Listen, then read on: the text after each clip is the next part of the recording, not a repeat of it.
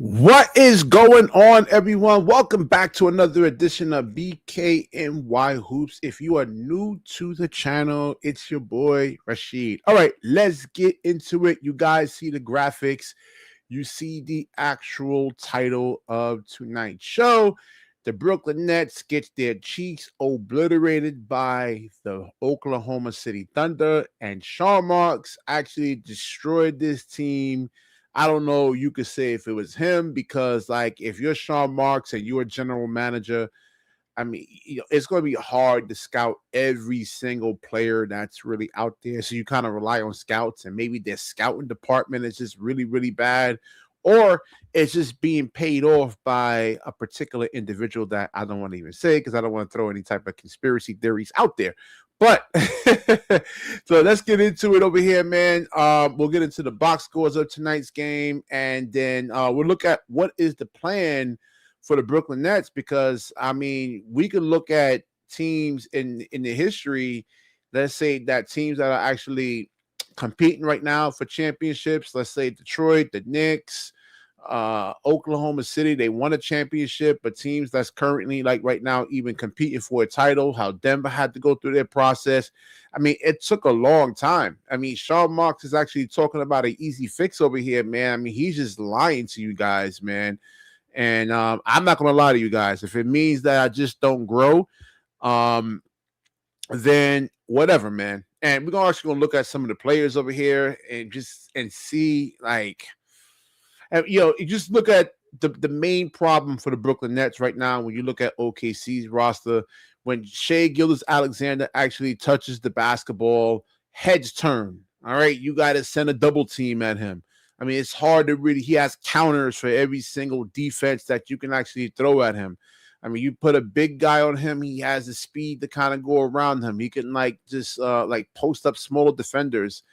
Yo, Claude, what's going on, man? Yeah, I'm getting a haircut on Friday, man. I get a haircut every Friday. You know, I'm not going to get a haircut like every 2 or 3 days. I did trim it down some though, man. Yeah, Jonathan was talking about, oh yeah, if Drake Powell could dunk. Who cares, man, about Drake Powell dunking the basketball, man? I like I said, the athleticism from him, they said he's hyper athletic, but when you look at, I don't see it, man. But I'm gonna give some of these players another couple of years. It takes time. There's a fatigue factor that actually comes along with this. Rippy, I know. Listen, we're gonna start covering the Knicks, man. I know Drake Powell sucks. He really does. Like I said, I just look at him just going up against like the other shooting guards around the NBA. He's not a good 3-point shooter. He's not a good ball handler. He's not a good passer. Well, no, I wouldn't say not a good, but he's a decent ball handler. But there's so many possessions in the NBA right now. When you compare it to really like back in the days where it wasn't that many possessions, like teams can actually play harder. But like right now, that's one stat I want to kind of look up, the actual possessions of today's game compared to like back in the early 2000s compared to the 90s. But like teams aren't going to play hard for every single possession, man. You'll wind up being like Kawhi Leonard with like broken down knees, man. So you actually have to like play defense in spurts. And we saw what the OKC Thunder did really in that first quarter. Was it 24 points in the first half? I mean, it's just really, really embarrassing. Let's look at the actual box scores over here, because like Nick Claxton over here, man, it's like, and I'm not saying, listen, Nick Claxton will bust my ass in basketball anytime. I mean, when I say he's garbage, I'm just talking merely on an NBA level. I mean, I know he'll bust my ass. He'll I won't be able to strip the basketball from him. He'll dunk on me and everything, man. But just compared to like, the NBA level here, man. Let me see if I can enhance this some here. Maximize this. Okay, here we go. Covers my ugly face out there, man. All right, so let's look at the Nets first for a minute, man. So Noah Clowney, here's your power forward that I heard people Breezy's joint. We could build around Noah Clowney. No, you cannot. All right, there's a lot of limitations with Noah Clowney. I sound like a broken record over here, man. But whatever gets into you guys, where you guys really start to say, "Oh, okay, you know what? BK knows what the hell he's talking about, man." Danny Wolf wasn't really that good. 6 points. Now we get to really truly see this against like teams that, like, let's say the Oklahoma City Thunder. I think they're a top 10 defense, I believe, or like they're top one, top two in terms of like defensive rating. They're really up there, man. And how you going to beat a team like the Oklahoma City Thunder? One, you got to have shooters. Two, you actually have to move the basketball. Guys like Lou Dort, you can't just be dribbling and playing around with the basketball and letting his defense get set. As you know, you got to like if you're Nolan Troyer. One, they should have a bigger body up there. Now, Day'Ron Sharpe is that bigger body. He's, was it 6'8", 6'9", 265. He should be able to come up and actually like set ball screens so you can free him up from guys like Lou Dort. But like if you're Nolan Troyer, you actually have to read the floor, like just see everything, memorize where everybody's actually at. And as soon as Lou Dort actually closes out on you, then you need to put the ball on the floor, man. Attack the closeouts, man. Don't let him get set defensively, because I mean it's ugly, man. You're not going to be able to. I played against guys like this, man. You know, you cannot, like, you got like 2 seconds to make a move on people like this, and if not, just pass the ball up, man. You're gonna wind up kind of turning the ball over, man. You know, like Nolan doesn't have the physicality to really like push through him, you know, like move him, hold him off or anything like that. Even if, let's say, if he gets an arm out to try to seal the basketball off. I mean, Lou Dort is just so much stronger than him, man. And you saw it. You saw it. 4 out of 14, and more than likely, you know, like Nolan Troyer is actually banged up. You know, most of these players on the Nets aren't playing like pain free. I mean, there's a lot of injuries probably that's actually happening, and you know they got to rest these injuries over the course of the months. And I was thinking, I said, damn, maybe in the offseason these guys can actually, you know, like get better and actually develop.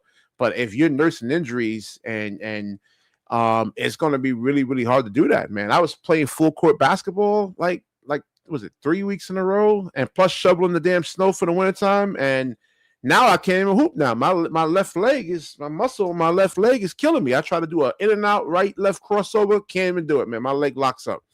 Body won't allow me to do it, man. Got to sit it out for like a month. Can't even play no basketball for a month. Can't do anything, just but walk. Anytime I try to run, it hurts. Just like even like a little jog. So like little stuff like that, man, it's going to take like months sometimes to nurse these injuries. And how can you really truly actually develop? How can you get stronger? How can you work on like you could probably work on upper body strength, but like your leg strength, you know, but you know, like it's just bad. I mean, Jalen Wilson looks decent. I was surprised. But we don't know if is Jalen Wilson actually really getting better, or like, you know, he was doing this in like garbage time where the Thunder pretty much had the game sealed and they actually took their foot off the gas. But I mean, he was aggressive. He looks good, but I mean, he's a player that I'm just not going to bring back, because if you just look at the Nets record right now, what do they have, 12 or 13 wins or something like that, man? I mean, a lot has to change over here, man. A lot has to change. Same thing with Zaire. It's been how many years in the NBA now? Did we see him get better? Did we see him become a better ball handler? Did we actually see him be able to like have a jump hook in his arsenal, like footwork, up and under moves? I mean, we haven't seen any of that, man. So this is what I'm saying. If you don't come into the NBA, from what I've seen over the 30-something years I've been watching the league, you just not going to turn into Kawhi Leonard. I mean, that's just like what do you call it? Like a rhetoric right there, man, where someone can come in as a role player and then turn into like a superstar. We just don't see it, man. And you just have to get a new cast of characters here. Josh Midnight, I mean, he just what do we call it? 9 points. Chauncey Johnson, and he even talked about it. He was talking about the physicality. You know, he said that him and Vince Carter had a chat, and he came up for the G-League. And this is what I was talking about last night on Breezy's show, that the G-League, college, and the NBA is two totally, it's separate, man. It's different. The genetics of the players and how strong they are, man. Chauncey Johnson was actually saying this, man. In the summertime, he has to get into the weight room. He has to get stronger. Like guys like what's his name on Detroit, man? How can I forget? I forgot his name, man. I love Jalen Duren. Yeah, Jalen Duren was able to easily move him out of the way, man. And Chauncey Johnson is like 6'8", 225 pounds, man. So this is like when you come into the pros, there's a physicality component that no one wants to even talk about, man. That most of the starting five over here is actually missing. And this is where they absolutely are struggling at, man. You got no one that could break a defense down. Like put pressure on the rim, explode through contact. There's no one on this roster that you can double team where guys can get easy looks, easy like 3-point shots. I mean, when they pass the ball, there's a defender draped all over them, and they can easily contest whatever like partial 3-point shot that's actually open. There's just nobody on here that's this. It's not like Terrence Mann. I mean, look at this, 0 points, man. I mean, oh my gosh, man, this is bad. I just don't see how you fix this, man. I mean, you look at Giannis with even when he was healthy last year. I mean, he's only one guy, and just look how much pressure he puts on the defense, and you know, you figure like as dominant as he is, he would be able to actually just win chips after chips after chips. No, man, you need a roster, man. And I was hearing the Nets cast talking about, oh, well, Giannis isn't happy, and we need to actually get Giannis over here, and you know, like he you know, there's like a what do you call it, like a disagreement between him with the organization wanting to shut him down, and he wants to play, so that may be able to get Giannis over here. I mean, even AJ DeBosta, you get AJ DeBosta over here, man, that is not going to absolutely help at all, man. I mean, if Giannis can't help this roster, because you need shooting, you know, y'all guys don't understand how spacing is so critical in basketball. If y'all don't believe me, then just go out there, play a 5-on-5, and just go play with a bunch of guys that just can't shoot, and just see how clunky everything is, man. You ain't going to be able to get clean looks. You know, you need spacing. So if Giannis, even if you put Giannis on this roster, and he's like 7 feet, 240 pounds, really plays more like he's 270, 280, then, you know, what makes you think AJ DeBosta at 6'9", 210 pounds, as great as an athlete as he is going to be able to really help this roster, man. I mean, he's a great shot maker, but there's going to be guys in the NBA that are just as long as AJ DeBosta, that are more physical than AJ DeBosta, and that could jump just as high as AJ DeBosta. You know, so it's going to be a challenge. I'm not sure how much he actually shoots from three, but like, you know, a big Nick Claxton problem at this point, I keep saying it, get him out the rotation. See if you can sign another big man from, like, I don't know, from a 10-day contract, but like the Oklahoma City Thunder, I'm sorry, the Portland Trailblazers center, that white boy, man. You saw how he was dominating Claxton and Klingon, I think the guy's name was, and he averages 6.5 points a game. And just look how efficient and how good he actually really looked. And just look at the size differential, man. You know, so Sean Marks really, really destroyed this team over here.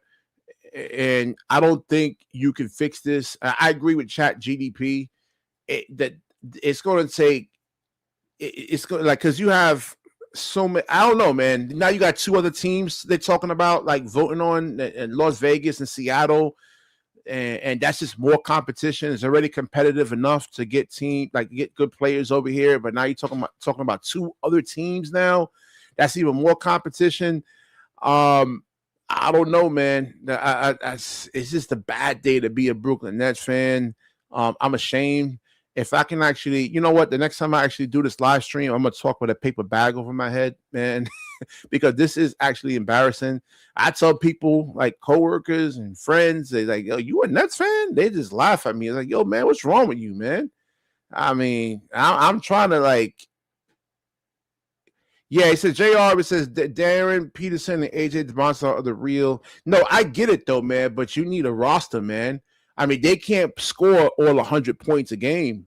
All right, they're gonna get double teamed. They're gonna well, that's what the Nets were trying to do this today over here. They were really trying to actually force someone else to other than Gilgeous-Alexander to beat them. You know, they ain't gonna just let you score all the points and just go ISO and then just like, you know, score 80, 90 points a game. You know, other guys have to contribute in some way, man. So they help, but I think if you put AJ on this roster right now, maybe 20 wins, 21 wins, because guys can't shoot. You know, you got Nick Claxton in there, you know, like he's a net negative. He doesn't give you anything defensively. I mean, what was he doing on today's roster to actually slow down any of the OKC starters? They nothing. They put up how many points in the first half? I think it was like 50 or 60 first half points. Claxton was in there. What did he actually do to actually stop any of that or minimize any of that? Affect any one of those players' efficiency? Nothing. So why he's on the floor? And then on the other end, he just, 4 points he gives you? Jesus, man. I mean, he averages 11, 12 points a game. I mean, he can't even get up to his average. This is bad, man. This is bad. This is what I'm saying with Sean Marks. He just really, really destroyed this roster.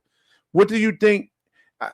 I mean, oh my gosh, I'm just lost for words over here, man. This is such a horrible roster.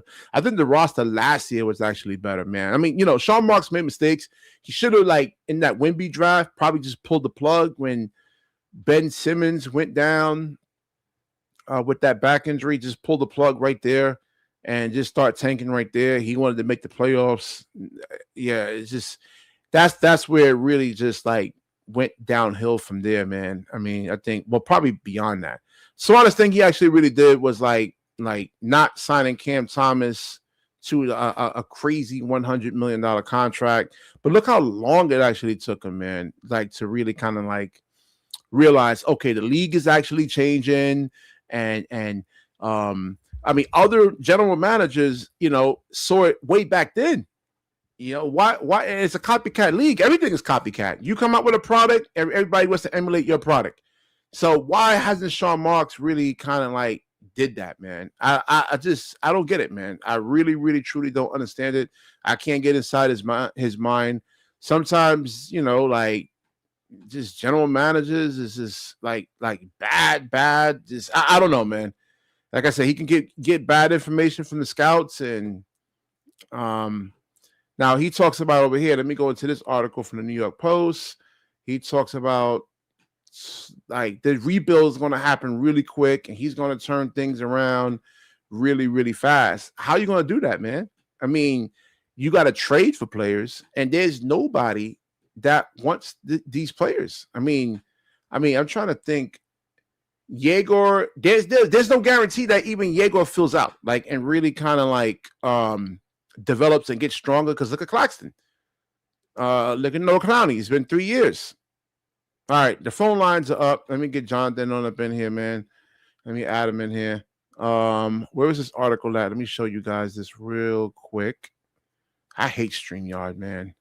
It's like it doesn't flow into exactly what okay, here we go. All right. So it says the Nets plan to turn their tank into something else, and how long will it take? And it says multiple league sources told the Post that the idea remains the same. The Nets intend to flip the switch and try to compete as soon as. But what I mean, unless they got some inside information from Adam Silver, like you know, wink, wink, we're gonna give you AJ DeMonster. I mean, other than that, I just don't know. There's no guarantee. You know, he doesn't have a crystal ball. We don't know if even AJ DeMonster's body can actually hold up. He can get injured. I mean, we've seen that happen. Like Ben Simmons, he was injured his first year. We don't know, man. He said the draft is loaded. The Nets will be in the lottery. The 2027 free agent class could be stacked, and it doesn't mean they want to come to your team. Doesn't mean they want to come here. Whether they become aggressive this summer, next summer, or the trade deadline in between remains unclear. Yeah, blah blah blah blah blah. We heard this story before, man. Yo, Jonathan, what's going on, brother? How you doing, man? Hey, watch another tank performance tonight of the Ages. That's how good it was. It's not a tank. Why do you keep saying tank, dude? The team is garbage. They're not good. That is the goal. They're not good though. They're not good though, Jonathan. 2 years was to have a bad roster. Wait, do you understand what the plan was? The plan is not to just be competitive for good morale. That's what we got wrong last year, and we couldn't get Ace Bailey if we had a worse record because we had to have morale wins. That was a screw-up job. I acknowledge that. Sean and Joe have been horrible. They've been blatantly horrible the last 10 years. It is a miracle either one of them has employment, but they are in charge. And you see what their harebrained scheme is now. 18 months. They are just hoping and praying a Giannis or Mitchell is very unhappy with their current teams and want to come to a fresh team where they could have a type of control and autonomy. Because Sean and Joe, you know them. They're not going to have any control. They're going to let the stars run the ship. And then when the star wants out, hey, it was their fault. We gave them the reins. And that's how it goes. You know the cycle, BK. This is not new news you're talking about. They put us in this predicament, and now it's up to them to get us out of it. But quite honestly, I feel like their times to do this has been up for a long time now. So we just have to watch it at this point. Listen, the May 10th will tell us everything we need to know about where the Brooklyn Nets future will be in 18 months. Either there's a chance of new life or we are in the same damn cycle. That's what's going on right now. Well, the odds, even if you get AJ, I mean, you got to get players here. I mean, like AJ can't score all the points. He can't score. If you get a franchise guy, it is a first huge building block. BK, I understand all everything you're saying there about roster construction, but you need a 1A guy before you can construct anything. And we don't have that. Yeah, but you got to get, like, you think it's going to be easy to get those guys? Other teams want those other guys too. You need a base. BK, don't you agree you need a base before you can build a whole building? Yeah, I agree, but look at Giannis. I mean, right now, AJ ain't no damn Giannis right now. Like in terms of being able to put pressure on the rim, dominance. I mean, AJ's not that. He's good. He ain't no damn Giannis. And look how Giannis is struggling. If they want to go after any star, you have to get top 4. If you don't get top 4, it's a hard sell because essentially what you have to do the following summer is you have to get certain vet pieces that you can use your cap space on. Maybe you re-sign Dayron to be a backup, keep him as that. But if you do that and you try to say, okay, this young team's going to dig us out of a hole, that's even worse because you see the East right now. It's not as weak as it was a year ago. And if Nick Claxton is your starting center going to next year, the Nets are in trouble. If we're dead last in pick and rolls and you don't upgrade your center spot, how are these young guys going to get better as sophomores? How can they upgrade the center spot? How? And nobody wants Nick Claxton. You got to look at the trade market. You got to look at centers available. Isaiah Hartenstein. You guys see if you can maybe pull a deal, something like that. Or maybe you draft somebody with a second pick if they could acquire one. Like a second round pick? Again. No, I'm saying if you could get a second pick in this draft. Okay. I was about to say, yeah. A second round picks normally play overseas or go to the G-League. We should be trading with OKC. If the Clippers and Philly, if both their picks are just outside the lottery at 15 to 16, the odds are very low that OKC will be drafting 2 straight players in this draft when they pretty much have a fully constructed roster. They're going to want a team willing to trade later picks to them for one of those current picks. That's where the Nets could strike and maybe get like a Chris Sinek type big to be part of this team's future. There are ways to fix this. It's just, are Sean and Joe those right guys for the job? We all know that answer right now, BK. Hard to believe that's true with how they've been. Well, you can't get rid of the owner unless like Adam Silver. The owner should be wanting to get a new GM. Like, I don't know how many chances he's giving Sean Marks. Unless Sean Marks has some dirt on him we don't know about, there's no way the guy should still be in charge. He had 10 years to build something. He hasn't done it in 10 years. Even when he had the big 3, that wasn't even a fully constructed product. And it all fell. You saw how quickly that fell. And now you even had the Twins and all that crap. It's like for right now, these 2 years were to get 2 young stars to build with a young core of players and have something fun. We couldn't even get the 1A part right. Now this is your last chance before you can't do this tank stuff anymore, which I'm all fine with being away from because I want to compete for something. But can we construct a realistic roster without having to put our hands in the cookie star jar? That's what this comes down to with Sean and Joe. And they show a little resistance while showing us some roster construction work first. That's what this summer comes down to right now. I don't know, man. I mean, I've seen this with the Knicks and other teams in the past. I mean, look how it took the Knicks like 25 years, man. Literally, they were bad for so long just to get to Eastern Conference Finals. I mean, it took them like, man, going back. I remember, yeah, damn, it like That took 25 them years. 7 straight years. They were losing 7 straight years before they got Randall and became. Yeah, but I mean, like they had Carmelo Anthony, they had success with him, but I'm saying like to get to an Eastern Conference Finals, it took them 25 years, dude. A long time, take them man. Another 25 years after this, man. So get comfortable.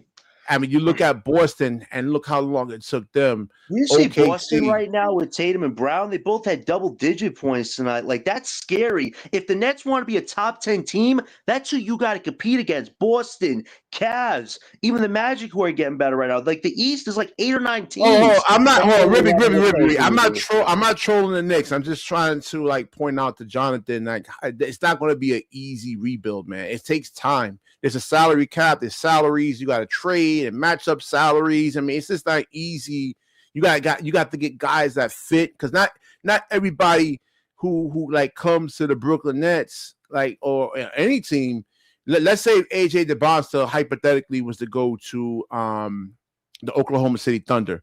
You think he's going to be the same AJ in college? No, he has to be able to play off the basketball. Shea's the guy. You know, so listen, that's no the thing. Top team should be getting a top lottery pick this year. OKC Spurs, keep them as far away from those top guys as possible. It should be the teams that want to do the process right and be a competitive team. No, I'm just using a hypothetical, man. Like you have to get guys that are willing to come in and like be role players. Some guys don't want to be a role player, like because you don't really get the boss. Ain't be no role player. He come in, that dude's looking the ball. And not if he goes to OKC. Let's say if he went to OKC. You think he's going to like, they're going to let him be the guy? Listen, OKC should have no top picks. Spurs, none of these top teams should have picks going in that top 4. Nah, man, listen. Teams, they're trying to do the process right. This has to be evened out this time around. Credit Sam Presti for being a savvy general manager, man. I mean, we can't get mad at him for being a smart GM.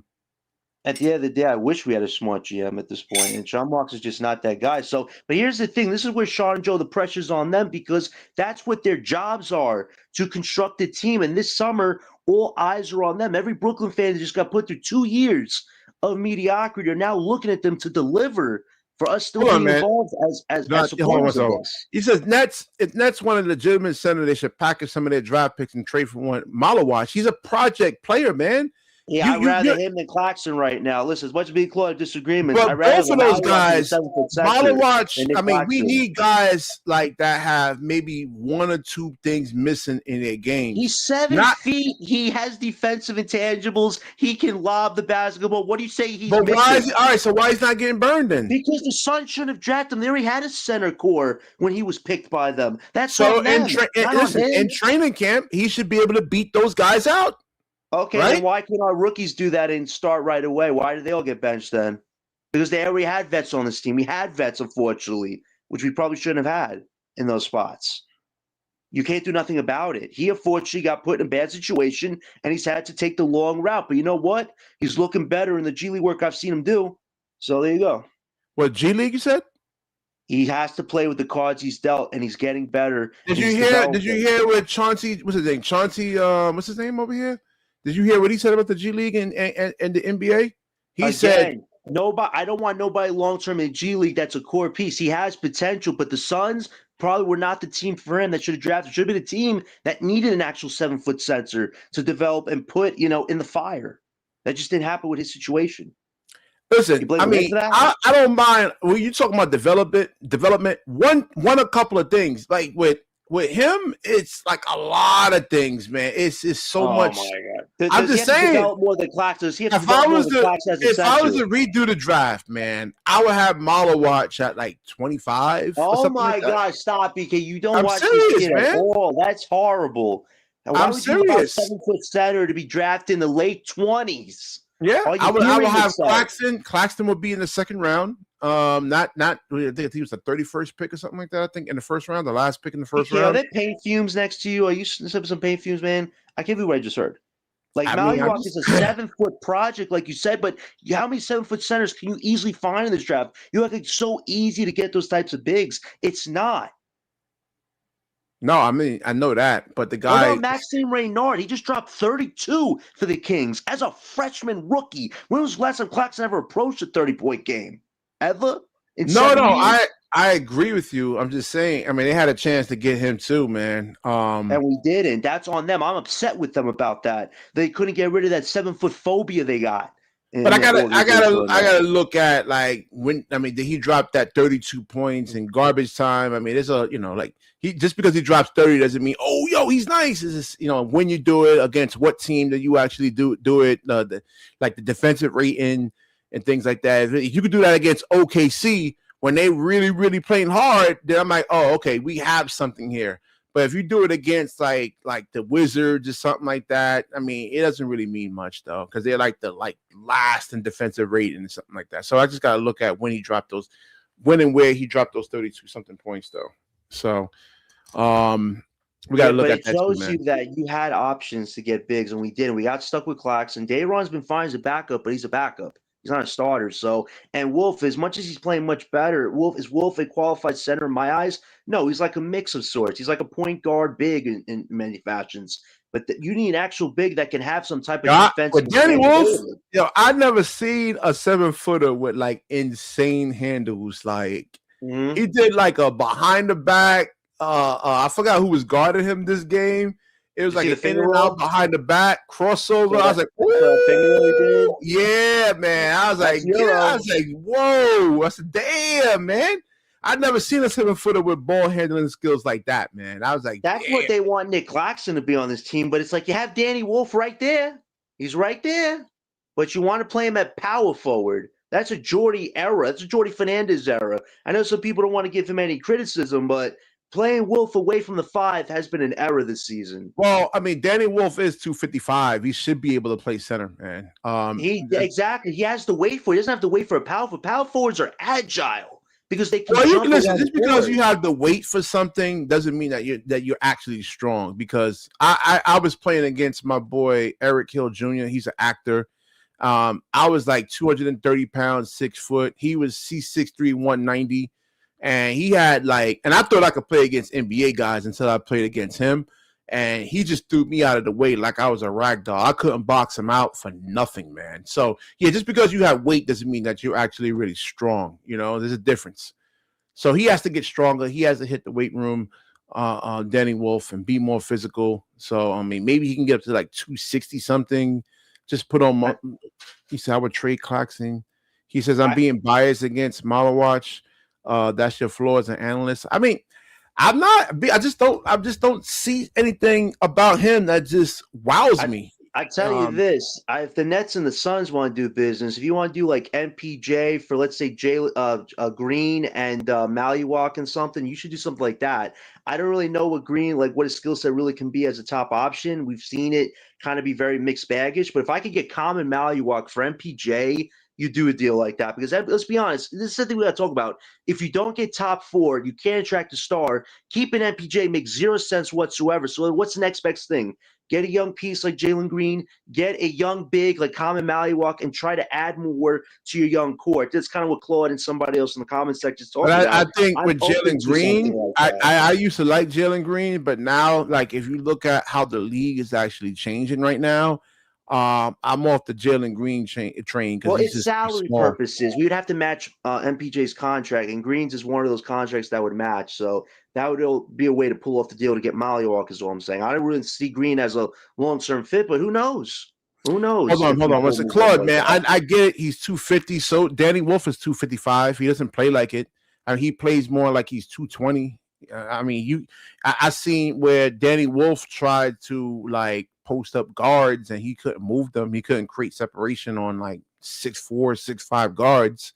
So again, weight and strength is 2 totally different things. Well, man. He doesn't actually watch these players, man. Don't even bother. He says watch film on Ade Mara. He's actually let me put that in my notes here, and we will go look him up and let's see.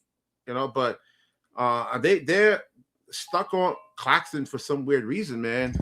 They look at it he can guard the perimeter and not guard anything. Did you see what Chet did against him tonight? Skinny Chet.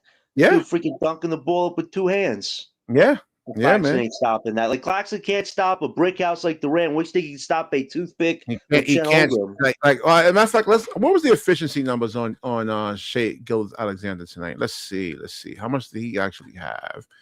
Oh, look at this over here. 20 points, 8 out of 9 field goals. That means like they just couldn't. Again, if a player gets 20 points, right? That's fine. He's going to get his 20 points. It can't be on this type of efficiency, man. He has to work for those 20 points. He needs to take like 24 shots to get these 20 points if you're really, really, really playing good defense. He doesn't have to do that against Brooklyn, man. Come That's on. what I'm saying. I'm just saying how bad the team is defensively. That like he goes 8 out of 9 from the field, and doesn't even take a 3, and he gets an easy 20 points. I mean, this like I would put Zaire on him. I mean, this is crazy, man. You gotta, and I would, if I was Jordi Fernandez, I would have went deeper into the rotation. I would have like muck the game up, get physical, get some fouls. That's why I wish we developed Drake Powell better. Because if you want one guy guarding Shea, it'd be Drake, because he's the only one that has a defensive pedigree on this team right now. But look at the problem with Drake, man. Enough. 3 points, and this is like the defensive assignment right here, right? Listen, he's hit a wall with the coach, all right? There's a wall that has to be broken somehow. We have to get there this summer. But the kid has skill set. He's tall, he's athletic, he can defend. Like, you didn't even watch any of his plays. I asked him on Breezy Show, did Drake Powell dunk this season? And BK's answer was, you didn't watch him play. There's more to the game. Who cares? Smile, y'all. Look at that. Come on. I've seen a lot of players over the years that could dunk. Jonathan, what's that mean? No, BK, stop. Your laugh says little. Listen, that's why I'm here. Your lack of knowledge of the game is why I'm laughing, man. No, because Drake Powell actually scored over Derek Queen and Zion in one game, and people don't acknowledge what he has shown he can do a bit. Go do it again now. Go do it again. Listen. If you're this good, go do it against a top 2 defensive team. This is who he is right now. Have you seen him with ISO dribble against players, like he gets to the rim so easily, or step back threes he can do? Have you seen that? If you're doing that against the Wizards and the Pelicans, nobody cares. You got to do that against this roster over here. Do it against Lou Dort. Because I promise you, hold on. Kawhi Leonard is not getting locked up by like Lou Dort. I mean, seriously. And there's a reason for that. He's skilled. He's strong. Like Drake is not. I mean, he has a lot of work to do, man. I don't see it, man. Intangibles. It's just this confidence that we got to figure out, what confidence? Which is normal for young players. Listen, I've seen Powell dunk on people multiple times. I've seen him finish at the rim with athletic finish. I've seen him make solid buckets. Does he have like that Ace Bailey athleticism when he has like that, the springboard, but he's shown he could jump to the rim if he has an open lane. A lot of guys can do that. D'Angelo Russell can dunk the basketball. But he can also get by people, is all I'm saying. He's shown he can get by people to get to the rim as well. He has force in his game. It's just not consistent enough. It has to be unlocked, and Jordy needs to trust him more. When you start Terrence Mann a quarter of the games and Powell just has to be behind him the whole time, of course the young man's confidence is going to get shaken. That's a normal thing. Do you know that Rob Dillingham, who was drafted by Minnesota, had to play behind Mike Conley Jr., who was, 40 years old? And the kid got traded saying, I was questioning my basketball career because a 39-year-old is playing more minutes than I am, and I'm young. You don't think young players feel that with older players? Listen, it's not a confidence thing. He's not. No. You got to acknowledge that, BK. He's not a good ball handler. He was shooting 37% in college. All right, that hasn't translated into the NBA at all. I mean, he's shooting what's his percentage this year? Hold on, let's check it out. Let's check it out. I mean, 3 points, and that's your starting shooting guard right there. Let's look at the stats, how much he's actually shooting this year. 28.7% from 3, man. That's way below NBA average. What they were talking about, Wayne Ellington back in the days, he shot 38% from the 3.9, and he was streaky, like a streaky up and down shooter, right, at 38%. So now you're talking about 28% from the 3-point line this year. That's not going to get it done, And then you got Claxton balling up the space because whatever rim protection is actually there. they just sag off him. So it makes it hard to like drive the We need a basketball. big that can set a screen. That's a fundamental error we've dealt with for years. We need a big that can set a screen to get. You got Dayron in there, man. You got Dayron. Dayron can't set screens without getting a foul call. Do you notice that he always gets a charge, overcall, stuff like that? They can teach him that, man. That's what I'm saying. I don't know what's going on. Come on, it's 5 years. He's still doing the same shit. You can't really teach certain guys at a certain point. He's great at rebounding. He's not good at setting screens. That needs to change for a big. We're looking at this summer if we get one. You need to be able to set screens for your scorers and your point guards. They just have to.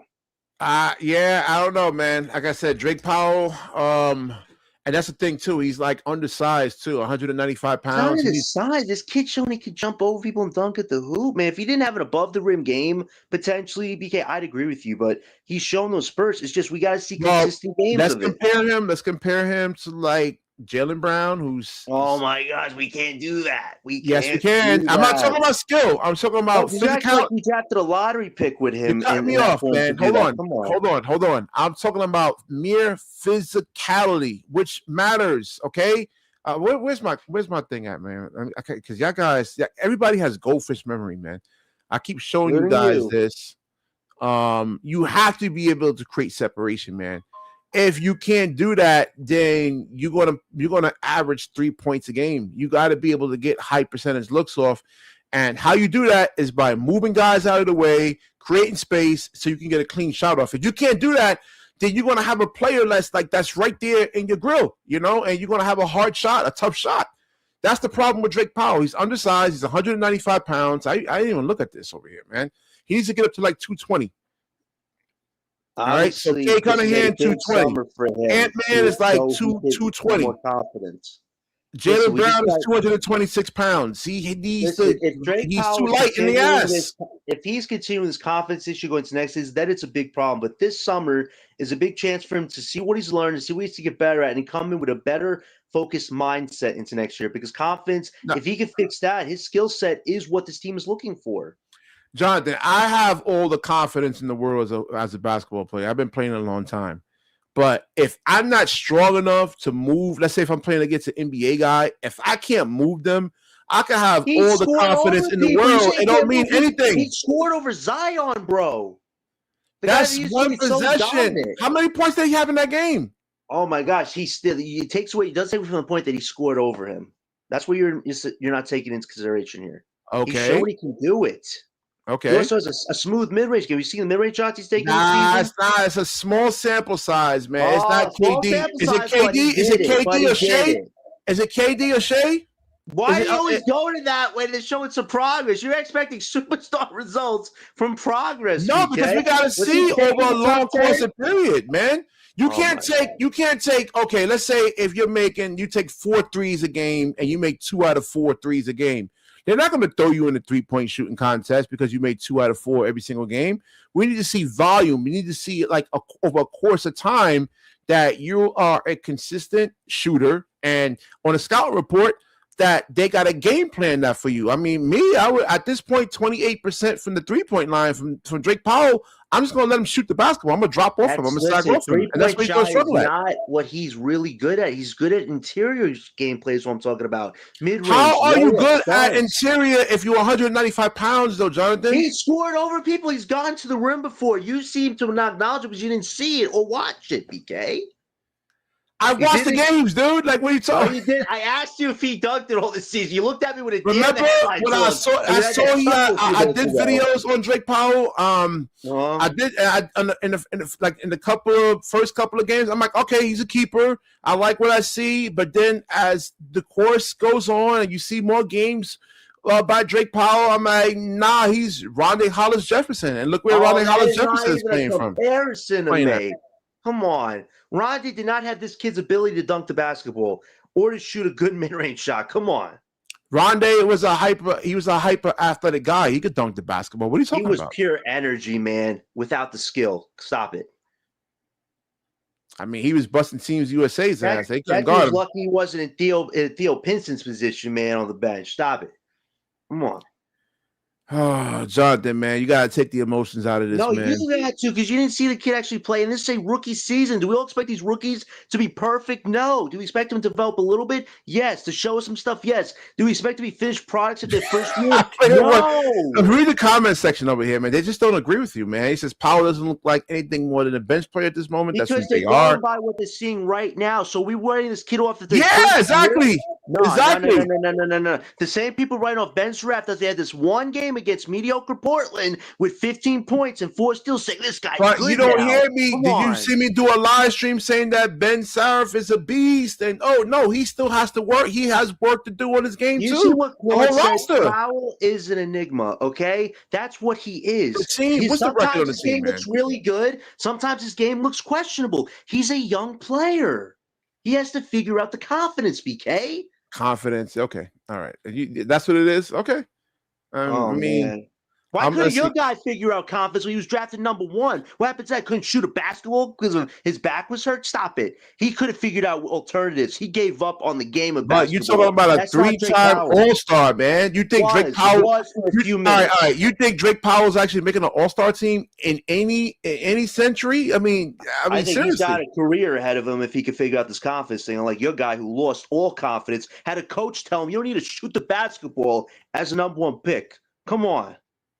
At least Drake Powell has ability. No, I said at the time, if you got smaller guys guarding Ben, then I was like, yo, don't shoot. Just take him to the hole and get the easy layup. But now, when he was on the edge, they had bigger players guarding him. Now you got to shoot now because now they match up. What's sad? In this era where tall players is now the thing, if he would have not lost his confidence, he might be one of the best players in the NBA. But he choked, and he had to deal with the consequences, man. He failed himself. At the end of the day, I agree. I agree. A young kid in Powell who hasn't even had consistency from his coach and trust, and he has to follow that whole crazy gameplay. Like BK, Jordy's gameplay has been horrible this year. Shoot threes, no interior play, dribble the ball like for 2 seconds. Come on, because you can't. How are you going to do interior? There's nobody here that's capable of actually doing any type of interior. You saw Claxton try to do interior. I just told you, mid-range shot, dunk, layup. It just hasn't been consistent enough for you. He can't, man. There's a fit. Listen, guys played me. There was guys, basketball players come in all different shapes and sizes, man. Matter of fact, last November I was playing this kid who was like 5'6", 140 pounds. He couldn't do anything against me. And I was like at the time 285 pounds. You know what I'm saying? So there's a weight component to it, man. And the kid was nice too. It's just that I'm a big body, and if you can't shoot, you're not going to do anything against me because you're not going to move me. It's the same thing with Drake Powell over here. He's undersized. He's 195 pounds. He needs to get into the weight room, get stronger. If you look at guys like Jaylen Brown, all the top shooting guards, Ant-Man, all these guys are strong, man. That's the first thing that stands out, that jumps out of the screen. They are physical and they are strong. If we had actual centers and power forwards on this team, I bet you if they set screens for Nolan or Powell, those guys could cook more in the interior. But they can't because we have no interior. Against who? Like who? You think this is the 90s? If they had bigs to set screens, they would have an advantage to use their interior games to their advantage. Like Nolan with his speed and Powell with his athleticism. But they have no bigs on this team like Clowney and Clocks who can't guard anybody right now or set a damn screen. They can't give their young guards any chance. But to do has Drake Powell shown that he can come off of screens and shoot? You know, that's a skill right there that takes years and years and years to work. Catch and shoot threes. He's shown it a little bit. I'm talking about come off of ball screens. Listen, I think he has the ability to do so. He also had a huge defensive play. Yes or no? Yes or no? Does he have the ability to do it or not? Yes, he does. He has skill set. Listen, if this guy wasn't tall, if he didn't have defense, if he didn't have athleticism, this guy is a bust. He is a bust. G-League, Euro, whatever you guys in the comment section want to say, take him out the league. But he has those three advantages, and that's what the league is looking for. You got to look into that right now. I have a conscience, man. I can't lie to you guys. I just look at Drake Powell. I don't see him getting a second NBA contract. You didn't watch him play it all this season. I asked you if he dunked. You couldn't answer me. I asked you if he had a game. Man. You couldn't answer me. Stop it, BK. The Nets only won like 17 games. We're trying to tank for a top pick. Hello.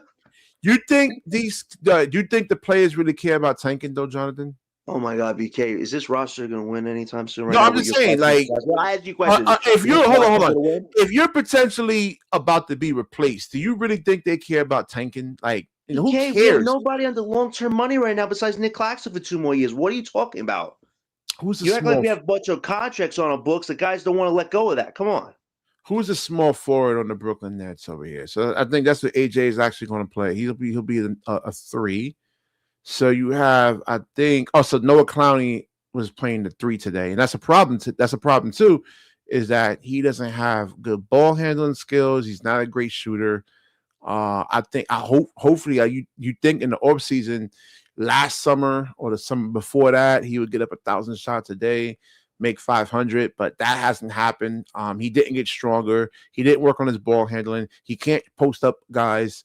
And again, there's a physicality component that I keep harping on this. Nobody wants to listen to old Bkny hoops or anything like that. That Noah Clowney's actually missing. So now you have, let's say if you're going to keep this lineup for next season, you have AJ DeBonsta potentially replacing him. You think that Noah Clowney really cares about like AJ DeBonsta?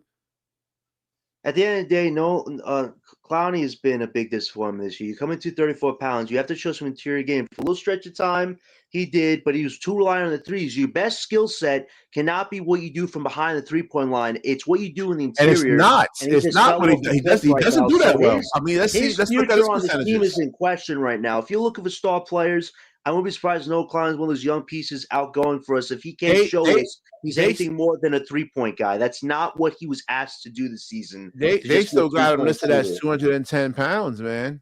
Like it's crazy. You were 234 pounds, and you can't even show any type of interior presence or even defense. I don't think he's 234, man. No, he is 234. He was 210 coming into the league. I think he added over 30 pounds of muscle. I don't see it. I don't see it. I'm not seeing it right now. You know what I call them? I call this guy popcorn muscles this season because the body did not match the results on the court. Like, how can you have the frame, but you're not using it to your advantage to stop anybody? Because you're playing a power forward. You're playing against other power forwards that are 250, 255. And I'm talking about a real physical, like big, broad shoulders, like 250. Bam Adebayo. You think he's going to be able to move Bam Adebayo and then get a high percentage layup on him or a dunk? No.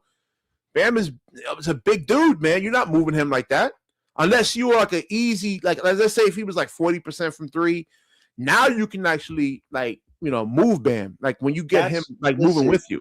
But if you can't like shoot, and then let's say Bam is just waiting there under the rim, you think he's gonna move Bam Adebayo and just finish? No, he's too small, man. The only way to justify all these guards your team is you got to upgrade your power forward center position. This Nets team will not be competing for anything near top 10 if your power forward and center is anything but Claxton Clowney next year. And listen, I did positive videos on Noah Clowney, man, last season. I was like, start him. He can shoot threes. Now he did get better. Like he was shooting last year. He was shooting 28% from the 3-point line.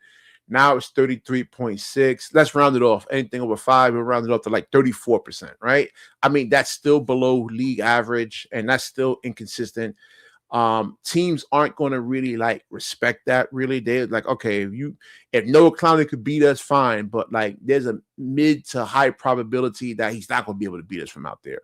So, free throws, he doesn't get to the line that much. Only 2.5 free throws. That means he doesn't have the skill set to really get to the line or be able to draw fouls. Free throw percentage is actually really impressive.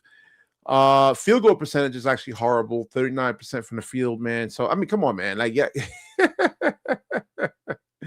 This is the problem over here, man. The team is bad. I'm just showing you guys. All I'm going to say is Sean and Joe are on the clock this summer. As soon as the season ends, wherever they're watching with the playoffs to see what stars are available, what not, where you land on May 10th, they have to show us there is some type of roster to be competitive next winter. Listen, if all they do this offseason is re-sign Day'Ron, re-sign Zaire, and go get Dean Wade and say that's what we're doing and keep whatever's left of this current team, that is going to be a disaster, especially if you don't get top 4. So they are on the bubble right now because people are losing faith in them. They're not losing faith being a Brooklyn fan. They're losing faith in them controlling this team right now because they don't control anything. Until they can show us they Well, can build a roster, how if can you we don't have get faith the in them? actual players, man, you're gonna lose faith in the players too. I mean, because I Oh, was that's I fair. was I was thinking about it. I was watching, like, I went to a live New Jersey Nets game. I think it was back in 2008 when Trenton Hassel was on the team. And we got there like an hour early watching him warm up. I mean, he made like 150 like college threes in a row. I'm like, damn. I said, that's not fair, man. And then when Trenton Hassel got into a game, I mean, he was like 20 something percent from the 3-point line. So I'm just telling you how hard it is, man. Like, to really, really be good at this game on the NBA level, man. So I mean, it's, you think it's gonna be a quick turnaround? It's not, man. I'm not saying that, but if you're giving me now an 18-month window, they're going to pull something crazy off. Listen, if there is no logical reason for doing what they're about to do next 18 months, it's them throwing names together and expecting that to take them what they did with the big three. But that was even a fairy tale in itself. So if that's what they're doing again, just to sell tickets, get the merch up, okay, nobody's going to buy that for long, even if it I looks mean, fun on listen, paper. The Nets just want to, like, if they're fine with the guard. I mean, the Barclays Center being full, because it looked like it was pretty packed in there the other night against Portland. I mean, they're selling tickets, and I mean, that's fine. But if you're talking about really, really competing and winning a championship, this team and this roster is not it. When you compare, like, oh, just See, look at I mean, just look we at the could agree rosters. on that for sure. We could agree on that it Yeah. there needs to be some massive upgrades like this summer. Listen, they have like 5 or 6 months to get this going to show us what it looks like by July. So we'll see. And hopefully they're not trying to pull a wool over our face because they can't surprise us right now. We've seen them with their playbook. And if their playbook again is get a star here and expect this current roster to go with that star, Yeah, but how you're you? probably gonna be disappointed. You're probably That's gonna be my thing, disappointed. though, is how you gonna get a star here? How you gonna trade for the star you should have gotten was like Ja Morant. I mean, that's, you could got him for pennies on the dollar. The Wizards actually look better than us right now. I mean, seriously, And they have man. two injury prone players, so like there you go. Yeah, But but if you look at like Alex Sarr and AD, I mean, that's gonna be a defensive. And then let's say if they do get an AJ DeBonster, whew, man. I don't even want to think about a scenario where the Wizards get lucky like that That's because what I'm saying, though, they've been at man. the The bottom Wizards of this actually look better decade. than us, This last man. And they decade, were they've like been at the the bottom. laughing stock of the NBA. But right now, they actually look better. I'm just trying to let me look at all the rosters over here, man. I just think the Nets are probably the worst roster, despite the 17 wins in But the you league. saw why Washington Yeah. Utah made Yep. those big moves like they did. That's pre-agency. That means trying to strike while protecting your pick. They're trying to have their cake and eat it too. If this front office is telling us that MPJ and Claxton is their pre-agency moves, yikes! Considering what these other teams are doing right now, because they're trying to buck the LeBron system. James is the best free agent out there for 2026. I mean, even Bleacher Report was Why saying it. would LeBron even consider ending his career in Brooklyn? I don't No, I'm see it. just saying. I mean, if you look at the free agency for like this year is bad. I mean, LeBron James is like a What do you 41 think year about old. Peyton Watson? Do you think he's like legit fourth or fifth option type guy if we did pay to get him on his team? Like, what are What your team thoughts is on on? Peyton? Peyton Watson. I forgot what team he Denver, was on. Denver. He's right now Ah, the highest free agent out there, looking like this summer, and Denver's probably going to try to retain him, but they're at a certain price situation too, because they have to re-sign a Joker to a big money deal, so they might yeah, be I don't financially think he's gonna behind. be able to help us, man. We need more than that, man. I mean, that's like saying, like, that's like saying get Alex Caruso here and he's automatically gonna jolt this team up 20-25 wins. No, man. I mean, Have you given up on we need a Porzingis? legitimate star. Have you Like when given you up on? put Peyton Watson on the floor, ain't nobody gonna be turning no heads. Oh shit, what Peyton Watson's gonna do? Oh, hey, then you can like easily backdoor and everything. I mean, ain't nobody gonna do that with Peyton Watson or anything like that, man. So now we need like a legit like superstar first, and then you could talk about actually getting like good role players um around that star, man. I'm talking about like one that can, like, you need something like a Cade Cunningham. I'm not talking about skill. I'm talking about physicality, man. Able to like move a guy, like, and when OG Anunoby's guarding you, like move him and be able to actually finish, man. That's what it's actually going to really take. Or like Shea Gildas Alexander is really crafty at really getting to the line. So let's say even if you do have an aggressive defender, the fact that he can manipulate the referees is going to make it where that defender is going to be not as aggressive because you don't want to be in foul trouble or anything like that, man. So you need something like that, man. And efficiency, man. Guys that can actually make shots. I mean, we can see. I mean, you see Claxton. I mean, he puts up shots. He just don't make them though. And you got to put make any the shots up without getting as close as he can to the edge of the rim. That's not, I want to say, put up shots. That's just trying to force his way because he's undersized. So I don't even say he's mastered that whatsoever. Like, well, he has that. No, I'm little just Euro saying shot. you gotta be able to make shots though. I That's seriously the real think thing. OKC is a team you do deals with. Listen, we could do like Claxton, one of our picks, for Hartenstein, and one of their picks in this draft. That's a deal you make, and you don't look back. Yeah, but again, I mean, I'm cool with getting Hartenstein. It's just it's just you need a star first because like Hartenstein, he would help, but it's not going to really move the needle much. It's a base move. I said this to people. Your second best option, if you can't get a star this summer, is address the center position. Because if you have all these guards, you need somebody to give them an anchor, some protection with setting screens, and a lob threat. Hartenstein can be those things for this team. Yeah, and but only even if deal. you get a good ball screener, man. I mean, Michael Porter Jr. I don't even think that's even a strength of his. Like Cam Johnson, that was a strength of Cam Johnson to be able to come off those curls, come off of ball screens, and actually shoot the three. I didn't really see Michael Porter Jr. really do that, man. He just chucks up a lot of shots, though. If we have a chance to trade him this summer, explore it. Unless you know you're getting a superstar this summer, okay, I can understand why you keep him. But if there's no star coming here this summer, evaluate your options with teams that might want his expiring deal. Like if you could get, let's say, Jalen Green and Common Mallywalk from the Suns without any pick involvement, you do it. I get a young center I could develop, and you see what Green is with a young team like this. I mean, you got to start somewhere. Like a lot of teams like OKC and Pacers, they traded for the young it's gonna be if you don't have the shooters around Jalen Green, because Jalen Green is gonna collapse the defense and they're gonna try to put a wall around him. So and then it's gonna force him to really kick out to the shooters. Those guys got to be able to actually hit shots. If they can't, then it's going to be a struggle for Jalen Green. So we got to get shooters. I mean, like I said, the roster needs a change, man. Claxton has to go because, again, like even like let's say you put Jalen Green and Claxton together, like the rim protector, whoever the rim protector is, they drop against Claxton. You know, there's if Claxton is playing up top, like right around here, like right here, and you have a rim protector, he's going to stay down here. You know, like there's no reason, like let's say if you're playing against Mitchell Robinson is going to stay right around the paint area. There's no reason for him to come up against Claxton. And now that takes away good, like high percentage driving lanes right there, man.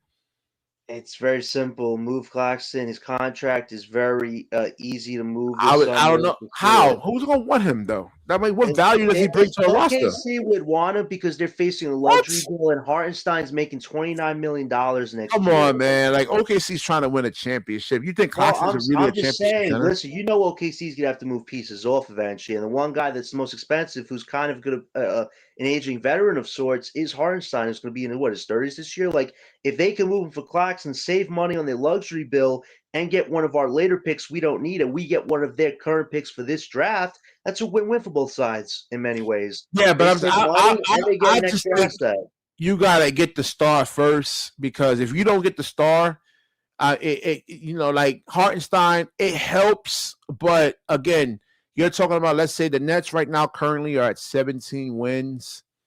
Maybe with Hartenstein, they get to like 24 wins, 25 wins.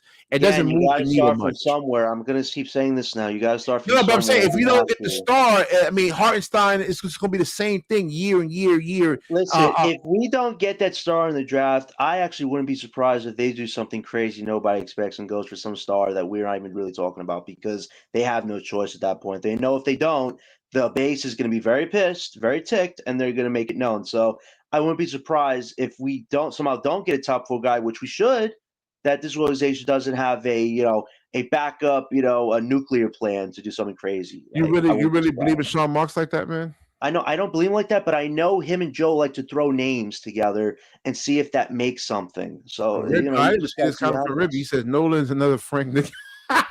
Yo, Ribby, Yo, I forgot man. about him. Oh, wait, Yo, Ribby. I forgot about him. Wait, Ribby, how does Ben Seraph, a guy I didn't like much, how's he have better numbers than Mikal, the guy you guys traded 7 picks for? How is Seraph better than him, man? Oh, man, your Knicks fans are roasting him like a marshmallow right now. They do not like friendship anymore. The Knicks don't. Oh. Yeah, I mean, fans are fans. They just don't understand the game, though, man. You know. No, man, Mikal Bridges. We all knew this guy did not have it, and now he don't have it with New York. Averaging He's less than 10 He's points. not a guy. They're not running their offense to him, man. He just has to hit shots. He's just in a It slump. don't matter. You trade 6 first-round picks for the dude. Who cares? It's not like they missed out on Wemby. If they missed out on Wemby, they missed then out on Giannis. They missed out on Giannis, the guy who actually said he was considering the Knicks, and they didn't have. Yeah, I'm saying, but if Wemby was in his draft and the Knicks had a chance to get a Victor Wembanyama, and then you got Mikal Bridges, all right, then yeah, all right, that is bad. But like, you see what's going on with the Knicks right now? They've been inconsistent all year. Even defensively, they say they're one of the best teams in the NBA. You're struggling to stop Utah and the Warriors. They don't even have teams right now. Like this Knicks team, man, the East is tough this playoff round. They might face Orlando in round 1, a team who is defensively very pesky, and they have some balls on the team. And if you make it through that, you have a rematch against Boston, who look way better and just got a fresh Tatum back for round 2. If you somehow make it through that, you have your human kryptonite, Detroit. Like, come on, man. Listen, man. The Knicks made it to the Eastern Conference. They thought it was going to be a runaway. The Knicks made it to the Eastern Conference Finals, man. That is a huge win-win. It's Not better really. than what the Brooklyn Nets are actually doing right now, man.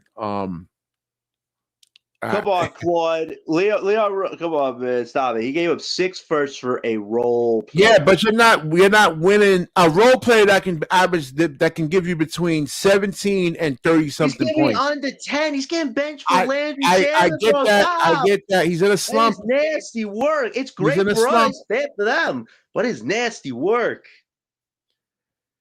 Yeah, Zion Williamson. Yeah, right now, JR, anything helps, man. I would even take Zion right now, man. If you could do Claxton and Manfred for Zion without any pick involvement, I am considering it. The thing with Zion and the Pelicans are looking at it is like there is the what if Zion. Like, let's say Zion comes to the Brooklyn Nets or any other team, and that he becomes the best version of himself, and that you just traded him. Now, if you're a general manager, you're getting fired. All right, so that's why they try to hold on to him as much as possible, and see if he can actually get back to that Duke form and whatever like he's projected to be. Because like there's always that what if with Zion in terms of his dominance and oh yeah, exactly. I know someone to build around the guy. He was, first of all, a recruiting tool potentially for Donovan Mitchell. Don't misquote me, JR. Don't misquote me. And by the way, I didn't delete any videos, man. Let me finish. By the way, listen, at the end of the day, I thought the guy actually wanted to be in Brooklyn. He said he did the right things, but man, he pulled the wool over my eyes. I will say, it's rare people could pull wool over my eyes. He was one of the people that did, and that's why he is now known as Mikal Bridges, bro. Good riddance. That's all I got to say about that guy. Nah, man. You snake bite me, bro. Prepare to have a foe for life, man. Nothing personal against him, but he's not like a 1A kind of guy, man. He's not. That's just not his game. He doesn't have the genetics for it, man. Bro, I mean, a lot of, like I said, that move, man. If they would have had Giannis and Brunson and OG right now, okay, I might be a little worried, but you have Mikal who's bombing right now. You have Brunson who's like he's getting tucked out, and then Towns. Are we not talking about him being the biggest defensive liability for that team? I asked Mike Brown in person about that. I did. You know, in 3 games against Detroit this year, BK, Towns scored, I think, under 15 points in 3 games. So why 6 points. Why are you talking about Mikal Bridges then being the big problem when Town is like in terms of sometimes decision making? Yeah, both problems, man. That's their package this summer. They want to convince Milwaukee to take for Giannis with 0 picks attached. Sure, man. Sure. Listen, the Knicks are troll, man, and Giannis is not coming to that team right now, man. Especially if they have a let's say not a long playoff run, which it could happen. I mean, now you have to go up against that's the thing though, JR. Like there's times like with Mikal Bridges, like guys they could face guard. Like a guy like Stephon Castle could like face guard him. I mean, he just doesn't have like the athleticism to like really kind of like play through that. Like Anthony Edwards do. I was watching the Detroit and San Antonio game, and like Stephon Castle was really making it tough, trying to deny Cade the ball, and if they could frustrate Cade like that, what makes you? And they could do the same thing with Mikal Bridges. And he's not as strong as Cade. Listen, Claude, we know Mark's a screw up, but the one thing I know this front office does is they like to put different names together and see if that makes something. So I would be surprised that's what they do, and we just have to live with it. If they don't need Giannis, then why do they want him like 8 months ago, Claude? They were willing to trade the big meow and, well, the 6 picks we have, which they don't have anymore. They did want him. It's just they have buyer's remorse. Listen, Jalen Brunson, as good as he's been, listen, you guys can call him a living legend in New York lore, but he's also the biggest potential demise for your team. This guy wanted his best friend, his college roommate, Mikal, for not 1, not 2, not 3, not 4, not 5, 6 first-round picks. Yeah, but we don't even know like if Mikal Bridges is playing. Hold on. Give that up. Come on, Jonathan. You think that Mikal Bridges is playing pain-free right now? You think he's not suffering? Pain-free? Listen, stop with that bullshit. We actually made excuses. There's no excuses. Not, man. You think, for that, and you have to do it. Listen, this guy, Mikal Bridges, always throws a hissy fit when his minutes get disrupted. But he was the same guy that said to Tom Thibodeau, to the media, the guy plays me too much. Play my invisible bench. Listen, Mikal is an emoji player.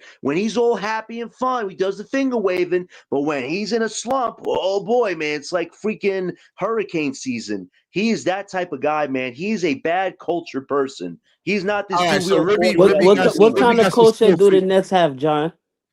Let me ask you that. We have a first-round pick coming up, man, and then the culture will be defined after that. No. So what? So that first-round pick that y'all had y'all got from us. What happened to that? He's playing better than your guy, Bridges. No, he's not. Are you serious? Look at his stats. Are you serious? Look at Nets views, right? He posted, man. Mikel's been in a bad slump, and Saraf, surprisingly, last 2 days, has played better than him. Let me ask you a question. Mikel, like you call him, right? You could call him that too, man, because listen. Him compared to who y'all drafted, who's the better player right now? I mean, it's supposed to be Bridges. No. I asked you a question, bro. It's supposed to be him, but he's in a slump right now, and Saraf it don't matter. Listen, even if he's in a slump or not, he's still better than him. Bro, he's not better than Landry Shamet on your team right now.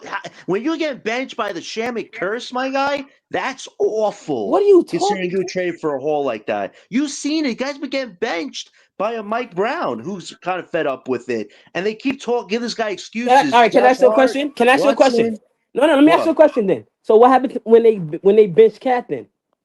Listen, that's another problem. So exactly. So what are you talking about? They are it's about defense. If you don't play defense, you gotta go, bro. Wait, Ribby, he was brought to that team for you guys to play elite defense, and he got cooked a lot last year. They were 0-10 against the best teams. You saw it, right? Jaylen Brown, Shea, all these guys, man, were cooking him. And then in the playoffs, he got cooked by Halliburton, of all people, cooked him in that Eastern Conference Finals. Bridges. He was brought in to be a top wing for you guys. And hold on, can I ask you a question? All right, so let me ask you a question, John. Let me ask you a question. And if you say I'm lying right now, then I'm just gonna end the stream, right? I'm just gonna end the shit. So basically what you're saying is last year in the playoffs against Boston, what Mikal Bridges did? Oh my god, you're talking about the two. No. What Mikal Bridges did? You're lying, my nigga. You know you're lying, so stop doing that, my nigga. I hate when people come on streams, my nigga, and just throw like nonsense, bro. Like for real, bro. No, because you lying, bro. Like hold on. No, Mikal Bridges is a key piece in the Knicks. Exactly, but John is always just be talking about this nonsense. Like I be getting tired of this nigga. Like for real, bro. He don't know basketball. Like John, let's talk about basketball now. Since you know all about this basketball and all of this, right? You know everything about basketball, right? He does. So in this season right now, who's the top 10 picks in this draft? Name them. Because I know them. I know them all right now, back to back. So name them right now. Who? Name them. Hello. Yeah, Jonathan, you there, man? I think he shied away. I don't. He's there. I mean, he didn't.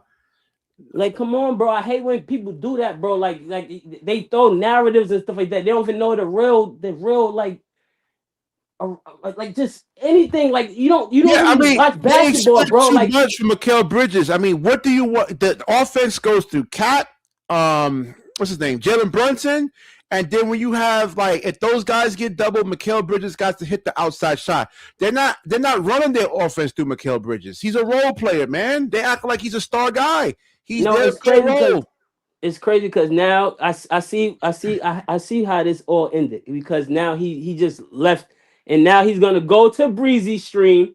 Like it's sad. It's like he always run away from the smoke. He don't never stand up like for himself. Like it's sad. Yeah, I know, man. What, Breezy's on right now? Yeah, and it's like now he's gonna run over there. Like, come on, bro. We was talking. Why you not talking no more? Like, I hate when he do that, bro. Like he's I watched all the playoffs with the Knicks last year. Mikal Bridges was a key piece, man. Defensively, he would make a lot of big shots, key shots, man, clutch moments and everything, man. And now I'm not. You don't know, like everybody have they bat like you don't know if he's playing through an injury. And no, you actually play, you hoop, right? You play basketball. Yes. Do you go out there? Let's say you're injured, right? Are you going to go out there and advertise your injury to your opponents? Yo, I got a bum ankle. You going to tell them that? No, I'm not going to do that. Why not? First of all, one it's gonna let them know that I'm injured, so they're gonna take their time and destroy me. I'm not gonna do that. Yeah, that's what I'm saying. We don't know if Mikal Bridges is even injured tonight. Like he's playing through an injury. I mean, none of these players right now are pain-free. Jonathan acts like, oh, they're just pain-free. They're not dealing with anything. No, they're dealing with a lot, man. I mean, just regular street basketball, you go through a lot of injuries. So you can imagine going up against like the biggest, strongest players in the world. And then Mikal Bridges on both ends, right? Offensively, let's say if he tries to drive, he has to take bumps and he takes hits. They screen him off. Defensively, he takes hits. I mean, we don't know if he's injured or not. He's playing through injury. I gotta think about it. Mikal haven't took no days off. Yeah. Exactly. Ever. So it's like, but it's like he come on, let's go. Like, come on, bro. Yeah, man. Like, I don't like this. I'm trying to like when I do the show, I'm trying to break all the fanboy stuff up. Oh, Mikal Bridges is garbage, and no. They don't. If he was the focal point of an offense, and they say we're gonna run our offense through you, Mikal Bridges. You are our main guy. We're gonna rely on you to do all the playmaking, all the scoring. Then you could say he's trash, but I mean he's a role player, man. I don't expect much for role players, man.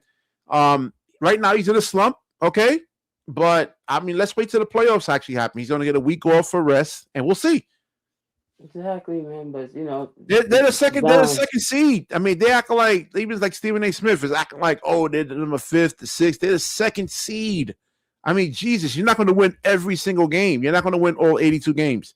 You're going to win like on average like 50, like 60 something games, 50 to 60 something games. You're not going to win every single game, man. The real season begins when the playoffs actually begin, man. Nobody cares about the regular season. Exactly. It's like everybody they stuck on this season. They're not stuck on the playoffs. It's just the season. Like, but JR, you don't know that though. No basketball player is gonna go out there and advertise their injury. Like right now, I'm dealing with this thigh injury. If I go out there and play right now, I ain't gonna tell people, yo, I got this thigh injury right now, man. You crazy? Like Ribby said, they'll eat me alive, man. They'll be like, yo, spread it out, attack BK, attack him. All right, and I can't do anything about it. And the team can get an easy victory. So we don't know if he's actually injured or dealing with an injury. I mean, there's injuries you could play through. Like you have an ankle injury or a leg injury, certain injuries you could play through, but it's going to hinder you somewhat. He's not pain-free. None of these players are. They're all dealing with some sort of injury, some sort of pain. they are dealing with that, man. Same thing with, like, you look at the Nets. Nolan Troyer banged up, man. Like a lot of these guys, they gotta, we'll see what happens next season with the Brooklyn Nets. But like when the playoffs begins, I expect Mikal Bridges to actually show up and he'll be ready. Yeah, go ahead. I said chill out. Take it easy because Nolan Troyer is John's favorite player. You know what I'm saying? Like, yeah, man, he looked decent though. He's okay, but if he can turn into like a good backup point guard, like a solid backup, I'm happy with that. That's you hear what you just said? Me? Yeah, no, I mean, I said a backup. Exactly, a backup. Yeah, that's not even a starter. Number 5. He was drafted. Was it like 18, 19? So I mean, like normally. Yeah, I mean, that's in his NBA future right there. A backup point guard. I mean, I don't know if he's a high-level starter. Like, he's not Shea and he's not Cade. Or even like Jalen Brunson. Jalen Brunson's strong, man. And he's more efficient. And he could play through, like, contact and physicality a lot. So, if Nolan Troyer could be a good backup point guard, and Jonathan's back, man. Yeah. All right, I think he got smoke for you, man. I'm ready for all the smoke, man. Yeah, go ahead, Jonathan. Yes, yeah, but JR, it can hinder you in basketball, man. Like I told you, when I was playing basketball this weekend, I tried to do an in and out crossover right to left. My body wouldn't allow me to do it, man. I was like, you know what? I got to shut it down. So, yeah, injuries and pain, it does hinder you, man. Like, it hinders my explosiveness. It does, man. Injuries do matter. Go ahead, Jonathan. Jonathan, yo, man. I don't know if he has a connection issue or anything like that, man. Yeah, he don't got no connection issue. He don't want the smoke. What are you talking about? Like, come on, man. Like, come on. He don't know what to say, bro. Like, for real, man. Yo, I'm gonna wrap this up, man. I'm gonna get some sleep, man. But I'll try to be on tomorrow. Oh yeah, actually, I'm not even. Yeah, Friday. Yeah, I'm gonna be on tomorrow night. With another live stream, man. I'm gonna do more Knicks content. Because when the Knicks play, we got. I'm coming back. Yeah, because like the Nets, I know I broke down all the Nets players. There's nothing that's going to get better. I've seen what I've seen from the Brooklyn Nets. It's like if I keep making Nets content, it's just regurgitating the same thing. You guys are going to get bored. So I'm gonna do more Knicks, especially like when in the playoffs. We'll definitely revisit the Nets sometime in the draft. I mean, I look at the numbers. Man, the show is down, man. I mean, even like the Nets searches, I look at the numbers. Nobody's looking at like the Nets scores in terms of SEOs are down. You got to get back up. No. I'm talking about like just the people searching for Nets content is down. It was like I was looking at some SEO stuff. Like at the beginning of the season, it was all good. It was like in the high 50s, 60s. The numbers now is in the 20s. I'm like, ugh. It's bad, man. Yo, thanks a lot, Claude, though. All right, Ribby, I'll holler at you. I'm going to do more Knicks stuff, man. I bet. Yeah, man. Subscribe and share, man. All right. Definitely, man. Yeah, like, comment, subscribe, and definitely share the show. When you share, the universe certainly shares back with you. Peace.